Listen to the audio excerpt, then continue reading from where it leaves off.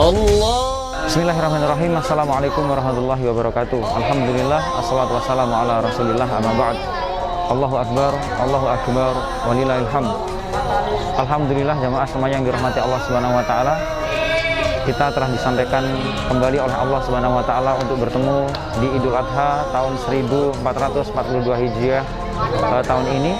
Dan alhamdulillah tahun ini kita mendapatkan amanah dari Mudhohi, dari Sohibul Kurban Masjid Al-Furqan kami, mendapatkan amanah untuk menyembelih 5 ekor sapi yang insya Allah kami akan berupaya seamanah mungkin untuk menyembelih sesuai dengan syariat, dengan penuh adab, dan insya Allah nanti juga dibagikan sesuai dengan sasaran dan tepat sasaran insya Allah ke fakir miskin, ke duafa, dan teman-teman semuanya yang membutuhkan.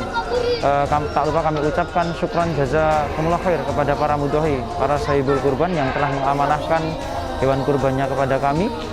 Semoga dicatat sebagai amal yang soleh dan berkah untuk kita semuanya, amin ya rabbal alamin. Dan tak lupa semoga kurban yang kita laksanakan dan amal ibadah yang kita kerjakan bisa menjadi wasilah terselesaikannya pandemi COVID-19 ini, amin ya rabbal alamin.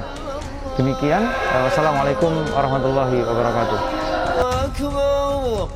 Allahu akbar, walillahil